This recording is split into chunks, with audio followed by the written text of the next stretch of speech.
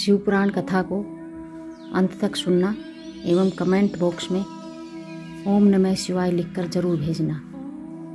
अगर आपको यह चैप्टर एक क्षण के लिए भी भावुक करे तो प्लीज़ चैनल को सब्सक्राइब एवं वीडियो को लाइक करना। सूत जी एवं शौनक जी का वार्तालाप हो रहा है।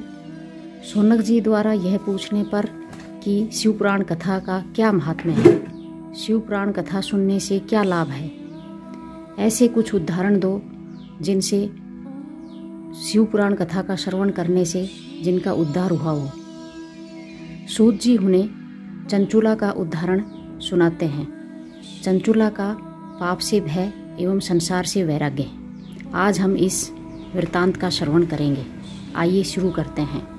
शौनक जी बोले, हे महाभाग सूत जी, आप सर्वज्ञ हैं। महामते, आपकी कृपा प्रसाद से मैं बारंबार कृतार्थ हुआ। इस इतिहास को सुनकर मेरा मन अत्यंत आनंद में निमग्न हो रहा है। अतः अब भगवान शिव में प्रेम बढ़ाने वाली शिव संबंधिनी दूसरी कथा को भी कही।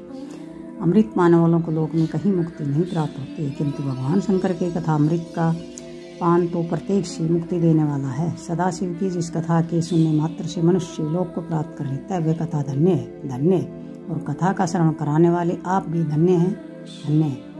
सूत जी बोले, हे शौनक सुनिए, मैं आपके सामने गोपनीय कथा वस्तु का भी वर्णन करूंगा, क्योंकि आप शिव भक्तों में अग्रगण्य तथा देव वेताओं में श्रेष्ठ हैं। समुद्र के निकटवर्ती प्रदेश में एक बास्कल नामक ग्राम है, जहाँ वैदिक धर्म से विमुख महापापी द्विज निवास करते हैं। वे सब के सब बड़े दुष्ट हैं।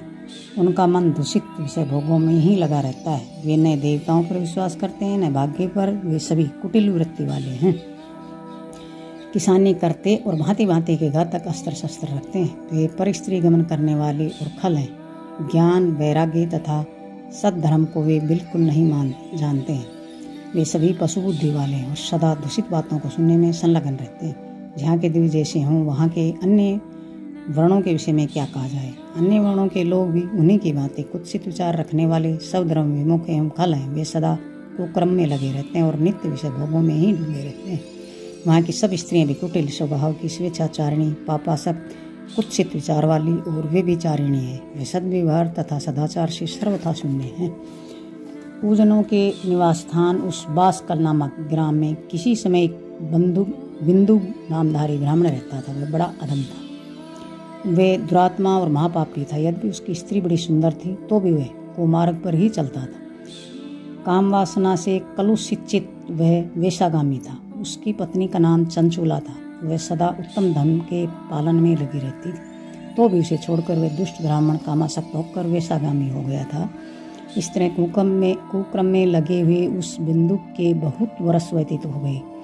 उसकी स्त्री चंचला काम से पीड़ित होने पर भी सब धर्मनाश के भय से क्लेश सहकर भी दीर्घ काल तक धर्म से भ्रष्ट नहीं हुई, परंतु दुराचारी पति के आचरण से प्रभावित होने के कारण कामप्रीत हो आगे चलकर वे स्त्री भी दुराचारिणी हो गई। भ्रष्ट चरित्र वाली वह कुमारगामी ने अपने पति की दृष्टि बचाकर रात्रि में चोरी छिपे अन्य पापी जार पुरुष के साथ रमण करने लगी। हिमने एक बार उस ब्राह्मण ने अपनी उस दुराचारिणी पत्नी चंचुला को कामासक्त हो पर पुरुष के साथ रात्रि में संसर्ग रत देख लिया। उस दुष्ट तथा दुराचार में आसक्त मन वाली पत्नी को रात में परपुरुष के साथ वे विचार रत देखकर वह क्रोधपूर्वक वेग से दौड़ा। उस दुष्ट बिंदु को घर में आया जानकर वह कपटी वे बेचारी तेजी से भाग गया। तब वे दुष्ट आत्मा बिंदु अपनी पत्नी को पकड़कर उसे डांटता हुआ मुक्कों से बार बार पीटने लगा। वे बेचारी दुष्टा नारी चंचुला पीटी जाने पर कुपित होकर निर्भतापूर्वक अपने दुष्ट पति बिंदु से कहने लगी। चंचला बोली, मुझ पति प्राण युवती पत्नी को छोड़कर आप कुबुद्धिवश प्रतिदिन वेश्या के साथ इच्छा अनुसार रमण करते हैं। आप ये बताएं कि रूपवती तथा कामासक्त चित्त वाली मुझ युवती की पति संसर्ग के बिना क्या गति होती होगी। मैं अत्यंत सुंदर हूँ तथा नवयौवन से उन्मुक्त हूँ। आपके संसर्ग के बिना व्यथित चित्त वाली मैं कामजन्य दुख को कैसे सह सकती हूँ। सूत जी बोले, उस स्त्री किस प्रकार कहने पर वह मूढ़ बुद्धि मूर्ख ब्राह्मण धम सब धर्म विमुख दुष्ट पापी बिंदु कहने लगा। बिंदु बोला, काम से व्याकुल चित्त होकर तुमने ये सत्य ही कहा है। हे प्रिय, तुम भय त्याग दो और मैं जो तुमसे हित की बात कहता हूँ उसे सुनो। तुमने निर्भय होकर नित्य पर पुरुषों के साथ संसर्ग करो, उन्हें संतुष्ट करके उनसे धन खींचो। वह सारा धन वेश्या के प्रति आसक्त मन वाले मुझको दिया करो, इससे तुम्हारा और मेरा दोनों का ही स्वार्थ सिद्ध हो जाएगा। सूत जी बोले, पति का ये वचन सुनकर उसकी पत्नी चंचला ने प्रसन्न होकर उसकी कही बात मान ली। उन दोनों दुराचारी पति पत्नी ने इस प्रकार समझौता कर लिया तथा वे दोनों निर्भय चित्त से कुकर्म में लीन हो गई। इस तरह दुराचार में डूबे उन मूढ़ चित्त वाले पति पत्नी का बहुत सा समय व्यर्थ बीत गया। तदनंतर शूद्र जाति वेश्या का पति बना हुआ वह दूषित बुद्धि वाला दुष्ट ब्राह्मण बिंदु समय अनुसार मृत्यु को प्राप्त हो नरक में जा पड़ा। बहुत दिनों तक नरक के दुख भोग कर वह मूढ़ बुद्धि पापी विंध्य पर्वत पर भयंकर पिशाच हुआ। इधर उस दुराचारी पति बिंदु के मर जाने पर वह मूढ़ हृदय चंचला बहुत समय तक पुत्रों के साथ अपने घर में ही रही।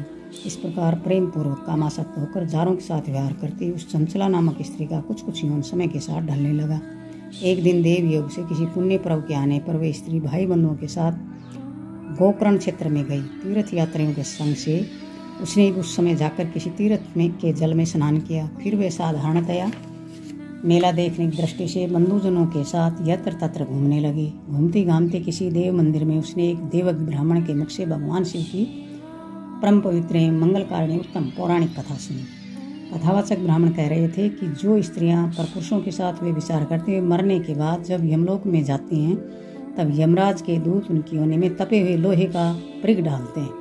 पौराणिक ब्राह्मण के मुख से ये वैराग्य बढ़ाने वाली कथा सुनकर चंचला वैसे व्याकुल हो वहाँ कांपने लगी। जब कथा समाप्त हुई और लोग वहाँ से बाहर चले गए तब वह भयभीत नारी एकांत में शिव पुराण की कथा बाँचने वाले उन ब्राह्मण से कहने लगी। चंचला ने कहा, ब्राह्मण, मैं अपने धर्म को नहीं जानती थी, इसलिए मेरे द्वारा बड़ा दुराचार हुआ है। स्वामी, इसे सुनकर मेरे ऊपर अनुपम कृपा करके आप मेरा उद्धार कीजिए।